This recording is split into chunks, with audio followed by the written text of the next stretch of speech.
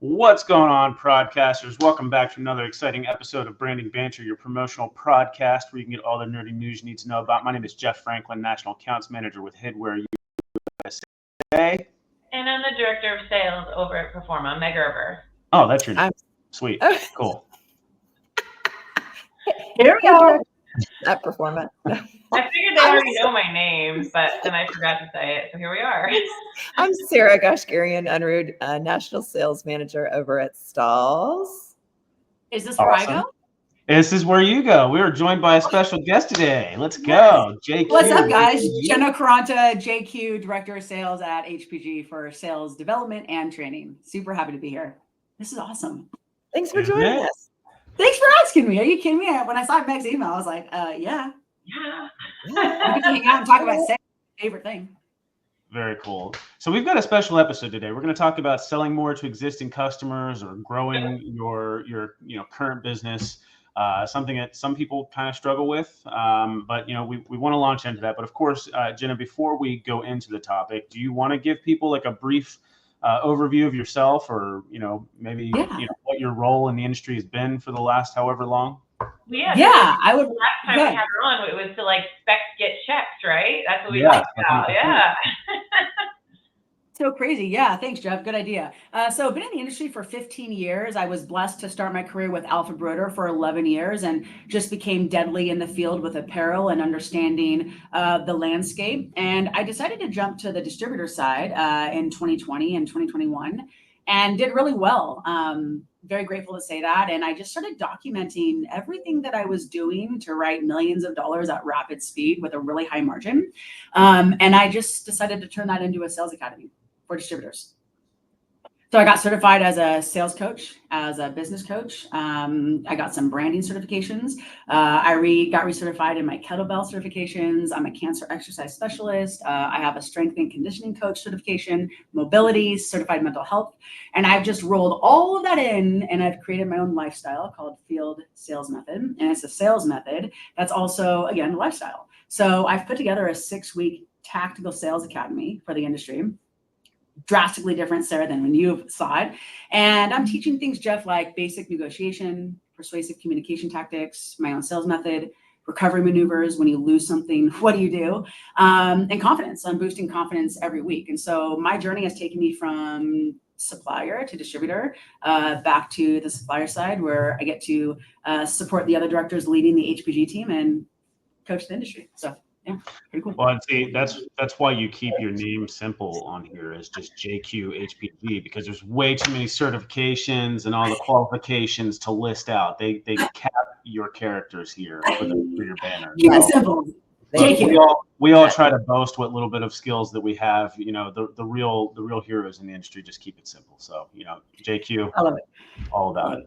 There it is. Very cool. So where do we want to launch? I mean, do we want to just maybe give a brief introduction of why we wanted to talk about this topic? Or Meg, I think this was sort of your idea as far as a series of podcasts. Well, I think I see this a lot, and I hear this a lot, and people just get stuck, right? And to be honest, being a coach and going actually through Jenna's course, which is absolutely amazing. It's important to kind of see where people are getting stuck. How can we can help them shorten the sales cycle and get out of their own way? And when I was talking to JQ about this, I mean, we want to make sure we can provide actionable strategies that you can immediately take away, immediately start implementing into your business. And Jenna has we're going to go down we're going to work it backwards. I don't want to take this under, but go ahead, JQ. When you reached out, Meg, I love taking notes. I took notes that you said. I put Meg stuck. That is how sales reps feel quite a bit. They come to me because they feel stuck. What does it mean to re-engage? I don't know how to negotiate. There's this myth that negotiation is confrontation. It's not, right? So I added a week where I'm teaching basic negotiation and persuasive communication tactics because I don't want sales reps to be in their own way. So Meg, when you sent me that original email about getting together for this conversation, I started to think, what are the reasons sales reps are unable to grow their business? So I did make some notes, me. I don't know where to start. I'll just list them off, right? It starts with maybe neglecting personal development and self-care. Ooh, that's a big one. Poor use of digital tools and social selling. Lack of a clear customer profile. not even knowing what you want to chase. Avoiding direct questions, being afraid to ask your customer hard questions. See, now I'm getting all passionate. Sorry. Okay.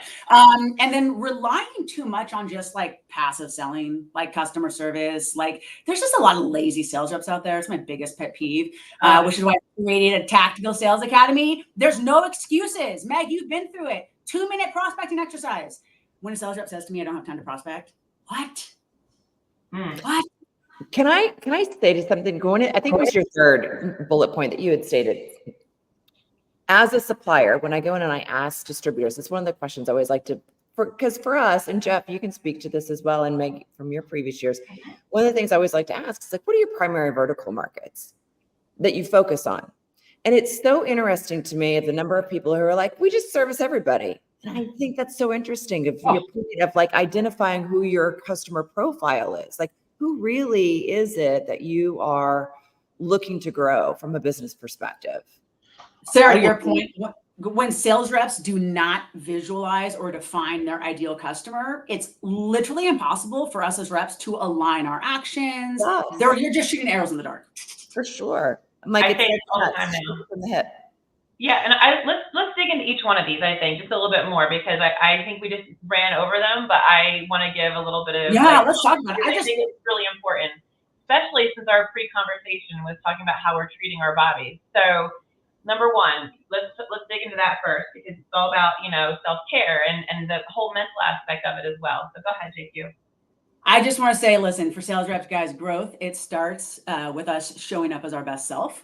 I believe that sales success comes from sales reps having physical well-being, mental health well-being, which is why personal development and neglecting that. I mean, even staying hydrated during the day will allow your brain to make better decisions. Your brain will make better, stronger decisions. Sales reps don't drink enough. We drink Red Bulls and goodness gracious, get your sleep.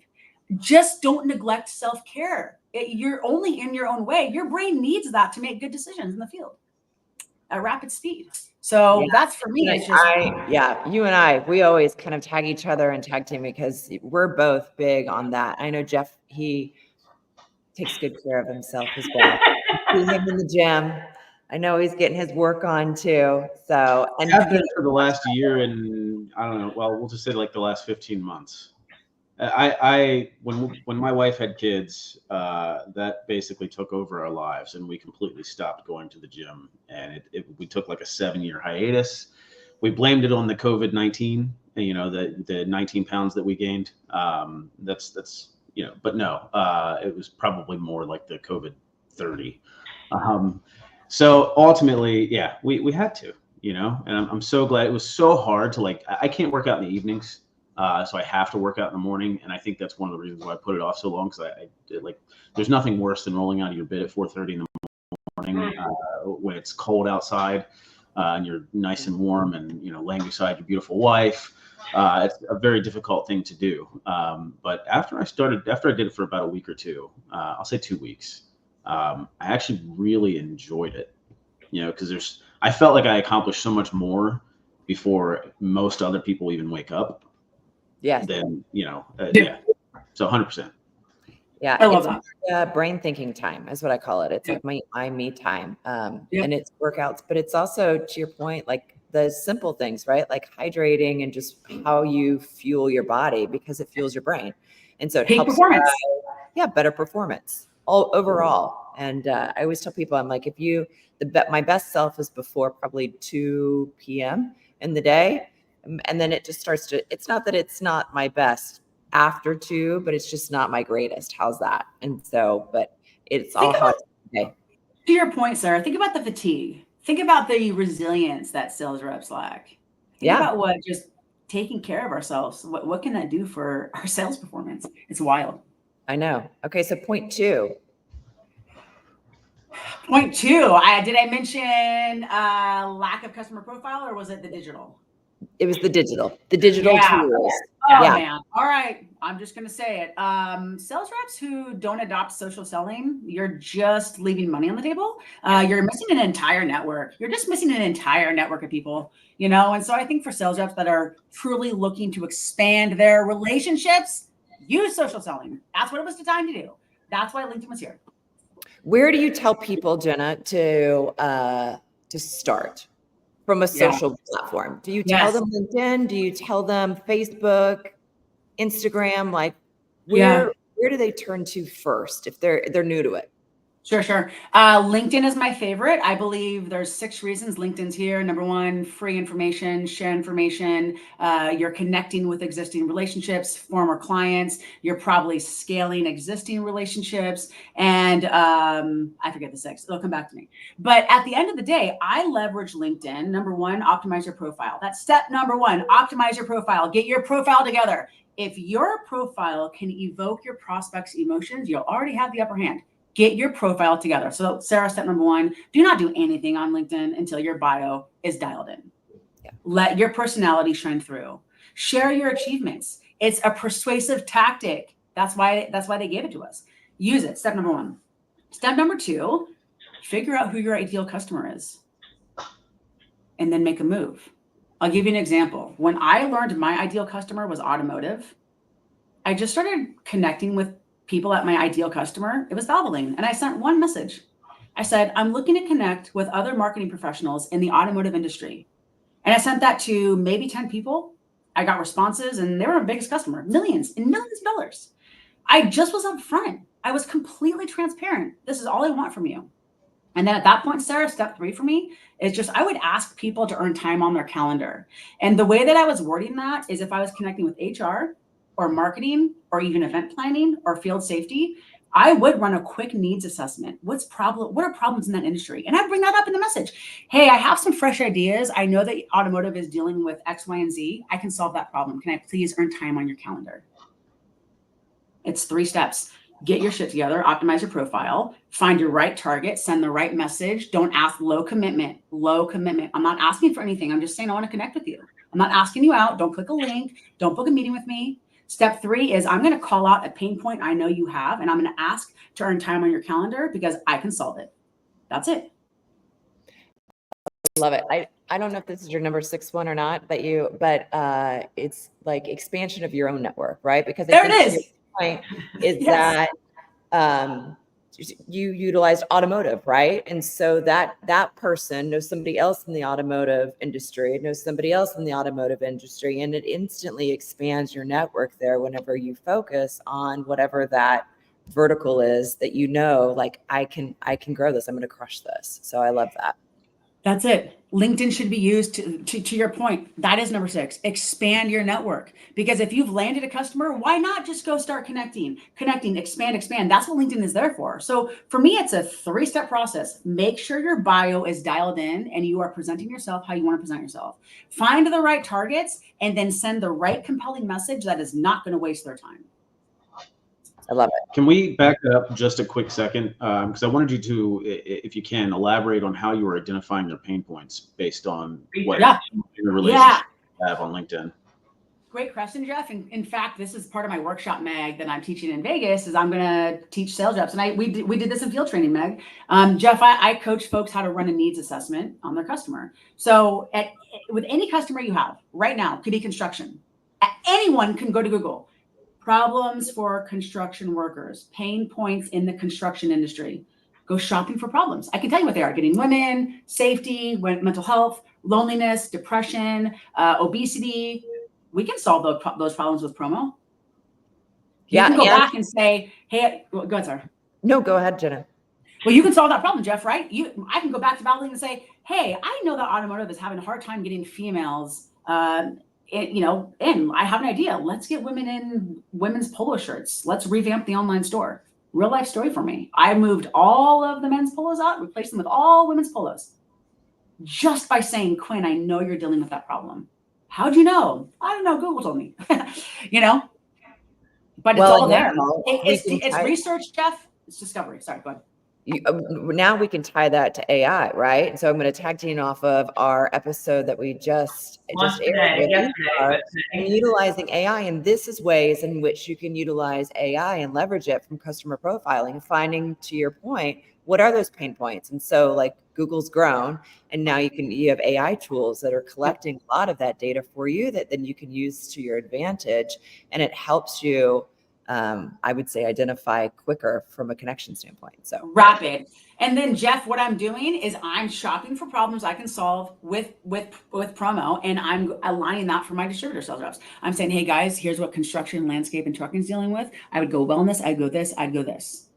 And I'm aligning products and services that pair with those pain points for our customers. I like you.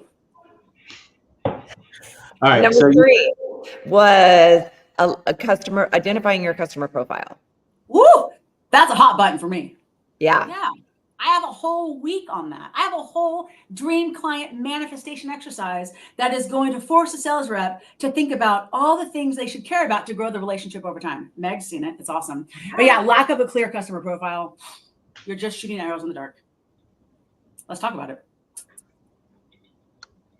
I love it. Do you want to do it? Do you want to do you want to wait and hold off and like you have to come see JQ to get that? Like, or do you want to, I'll tell you what, let me just talk you guys through it. And if anybody wants it, send me an email. I'll give it to you. Long story short, my cousin Ashley, she works for Facebook. She works for Meta. She's employed there. She's a manifestation coach. She's a Reiki master. She does past life regression. It's pretty amazing what she does. And she gave me an exercise one day at a Christmas party. She goes, hey cousin, how's work? I was brand new at DSG. And I said, it's just a little bit crazy. And she said, well, who's your dream customer? I said, I don't know. And she said, you've never figured out your dream customer? You never thought about it? I said, no. On the spot at a Christmas party, 3 glasses of wine in, I did this exercise with her. The real story is real good. But I, definitely was having a good time. And she got me thinking about my dream customer. And at the end of the exercise, I said, I think my dream customer is Ford or Chevy or Subaru. She got me thinking because of this manifestation exercise about my dream customer. And then I landed my dream customer, which was Valvoline. It was automotive. It's the wildest exercise, but what it does is it gets you to start thinking about profiling your customer. What are all the things that you should know about your customer to grow the business over time? And this exercise prompted me to think that way. And then all of a sudden I start prospecting and I land a massive automotive company and write millions of dollars within 1 year. I know it was her. I know that it was me profiling the business and identifying my dream customer. That is so important. And I hope people hear that, because I think when you talk to people about that without your energy, JQ, it's so brushed over. It's so, oh yeah, I already know what my dream client is. But I think when you do this exercise, or when you at least do some exercise and you're manifesting your ideal client, it really helps to see why it's so important, because it fits in what aligns with your values and your morals. So I couldn't agree more. 100%. 100%. I manifested my millions. It was there. I worked for it. Trust me, it was a grind. But just because she got me thinking about my dream customer and all the things I should consider and care about, it was so easy to grow them all throughout the year. I just kept growing them. In fact, if anybody wants my profiling template or the exercise, I'll give it to you. Just email me. You're awesome. Like, I love that. I think it speaks to who you are and what it is that you're doing, right? You want people to be successful. And that's so key of like, you're really helping people be successful from a business perspective, but also from a personal perspective. So to tying back to number 1, which I think is huge. So thank you for everything it is that you're doing. Thanks for saying that. Amazing. So yeah, thanks for saying that. I feel like I'm just paying it forward, and there's sales reps out there that need this. I mean, you guys can write millions of dollars and I don't even know about it, right? But I just want to help people. It fills my bucket to say, guys, this works. It'll boost your confidence in seconds. I promise. This is the modern day approach. Also, I should tell you, I partnered with 2 trauma experts on my academy because I wanted to make sure the flow was good. Also, Sarah, I should take you through it just maybe in a few minutes and just show you the outline. It's drastically different than you thought. It's just a completely different situation. But these trauma experts put their stamp of approval that this has benefits beyond just for sales reps. I'm actually working on trying to get my sales method into the hands of veterans in prisons, because and actually athletes, there are people that need to learn sales. Sales is a survival skill, and I'm teaching that skill. So part of identifying your dream customer, your ideal customer, if you don't do that, you're shooting arrows in the dark. How do you know what you're doing? How do you know what you're doing? Yeah. How do you know what actions and what services and their frequency and what you should be showing them? You don't know. No, and it also, like, this is a through line, I think, even to suppliers. Jeff, I know that sometimes, like, I know for my reps, like, sometimes they just get stuck, right? And it is trying to identify of, like, how do they make the connections with all of the various distributors that are out there, and who do they focus on first? And they have so many clients and all of the things. So I think it's a throughput from distributor to supplier side. And I think if someone is relentless with self-care, you're going to have the energy, the stamina, the mood, the energy to be like, hell yeah, I want to prospect. Yes, I want to profile. I want to do everything right. 100%. Be relentless about taking care of yourself. Everything else follows. Yeah, I think it bleeds into, I don't remember if it was 4 or 5, and I'm sorry, my brain right now. This is what happens when you move for a couple of days, is like dealing with the rejection of, like, saying of, like, when that no comes, right? Like, how do you overcome all of those objections and really then still continue to be positive as you're working through something that's new and feels hard, and you're getting that door slammed in your face. Yeah. Ooh, yeah. I mean, and that to me is why I created even my sales method, Sarah, because I did create a method and a prospecting schedule that leverages building connections. It makes it comfortable to go back. I've created a re-engagement prospecting schedule where 3 of the 5 days, Monday, Wednesday, Friday, you are forced to go back and re-engage some part of the sales cycle, either what you just quoted, what you just won, or former clients. I'm making it really easy for sales reps to just show up and say, hey, I got a tough question. It's been a week since we talked, but I have a question. You know, I've provided questions. I mean, Meg, you've seen the new questions. I have provided Sarah endless amounts of questions that sales reps can ask when they're following up in an order, when they're trying to get an event calendar, if they're in the middle of a project and they're unsure of, maybe they feel the project is slipping away. I've designed questions, tons for sales reps just to show back up. I'm making rejection okay. It's a part of the game. Yeah. You got to just move on. Ask the direct question, be invasive, be nosy, sometimes think selfish in sales, ask for what you need. If you reject it, it's okay, move on. Yeah, I couldn't agree more. Selfish in sales. Yeah, and you can't even get to a yes until you get a no sometimes in negotiation. So it's okay. Pick yourself back up, dust it off, and get back out there. I mean, Sarah, go ahead. Did we get into number 4? I know we kind of, was that the rejection number 4? What was I think that was number 4. Okay. It was re-engagement, which led into the rejection thing. Gotcha. Sorry. Okay. I'm going to touch on rejection really quick. Okay. I'm actually going to share something with you guys out of field training, which I never really do. People that are in field training, this belongs to them, but this came up and I think this could help the conversation. Sales reps get so beat up and feel so inadequate and just disappointed if they get rejected. And again, I want to make this where, guys, it's okay. We have to just get back on defense. Michael Jordan is not going to miss a basket and say, well, the game's over, I'm too sad. Get back on defense. I've even gone as far as creating what I call my FSM, field sales method, reality check sequence. Here are 3 questions a sales rep can ask, even on the supplier side, to follow up on anything you've quoted. Getting rejection to this will be easy. Here's the first one. Hey, Mr. Customer, should we still continue to explore this? Here's the second time. If you have to ask the second time, here's the second time. Hey, Mr. Customer, should I still be focused on this for you? Here's the third question. Let's really bring the reality to the forefront, which is you're wasting my time. Third time. Hey, Mr. Customer, is this still a realistic opportunity for us to partner on? Sales reps, if you're getting rejected, if you're getting silenced to those, that's an answer. If you're getting rejected, it's okay. What they're saying is no. It's don't take it personal. But you have to ask hard, direct, invasive questions to figure out where you are at in the process. Do not waste your own time. Don't let people waste your time. So Sarah, as far as rejection, asking these questions as a sales rep, it's a part of our job. You're going to get silenced. You're going to go, no, guys, we can't take it personal.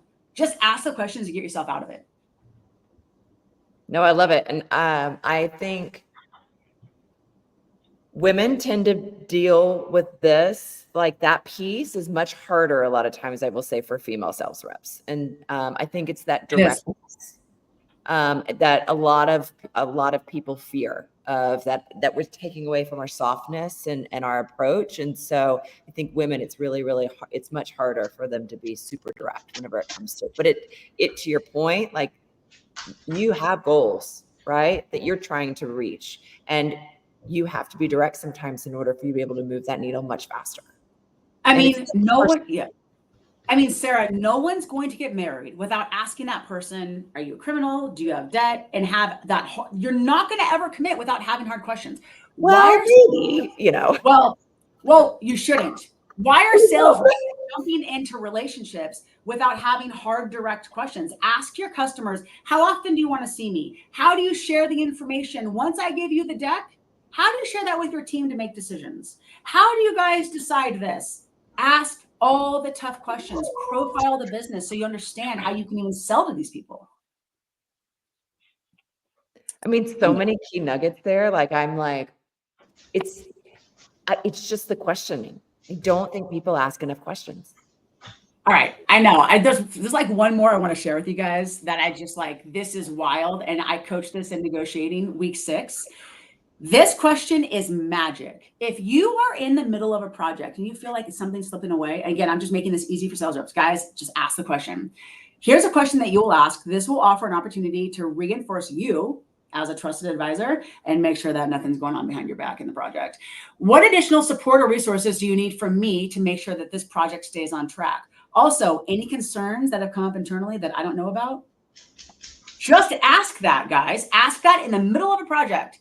Ask the hard question. There's some sales reps that are like, oh, I can't ask that. Then don't ask it. Someone else will. Yep.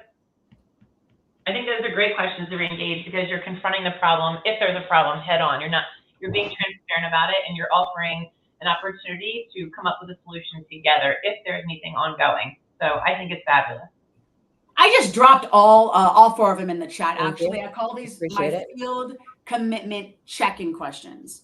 Love it. These are ask these if you're following up on a project, if you've been ghosted, if you've gotten silence, if you're like, oh man, I really want to win this.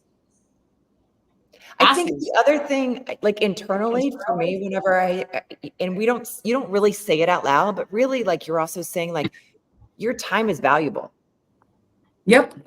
So my time is valuable to my customers. And so I want to make sure, right, that I'm offering you, what you need during your time and my time. So I don't know. It's a time value thing to me. And every question that I have prepared that I coach every single week and give away, it is designed for sales reps to just show up and ask the question. I promise you'll get the answer you need, whether it's a yes or a no. I promise. These are very persuasive questions. I'm protecting sales reps. I don't want anyone wasting our time. And after what I've gone through and me choosing a career in sales, I know what taking care of ourselves and our brains can do for our business. The second I changed my life and got recertified and just chose to, you guys know the story, everything changed. Everything changed. Relentless self-care. And that's where I started. So I know those questions won't pop up on the recording. However, I will post them on the comment section. So I just copied and pasted them for later. So I will put them in the comment section below. Please do. I got another question, and I'll give it to you guys. Yeah. If you think it makes sense, I'll put it in the chat. Let me show you guys something else real quick. I have 4 questions that I've designed that I've paired with my prospecting schedule, where distributors can uncover and ask for their customers' event calendar. Do you want me to drop those in? Oh yeah, absolutely. I think those are great. These like people lose their shit over these questions. I call these my event expansion plan questions. Love it. So you'll see 1 question. Are there any upcoming events? 2 questions, 3. So you can drop those in too. Absolutely. Now, Jenna, I know we're getting towards the end of this. Where can people reach out to you? Do you want to kind of tell people where to find you and what Instagram platforms are? Yeah, Instagram and LinkedIn. Okay. And we're putting her, if you're listening, sorry, it's Instagram.com, Jenna Quaranta. Otherwise, it is at the bottom of your screen. Yep.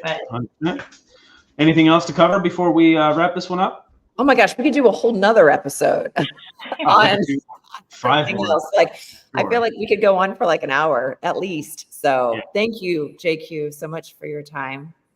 Appreciate it. Thank you. Absolutely. Absolutely. Yeah, thanks for bringing the fire. Awesome questions. I love it. And we'll definitely maybe have you back on at a future date. I'd be into it. Thanks, guys. All right. Way to go, Dodgers. Woo!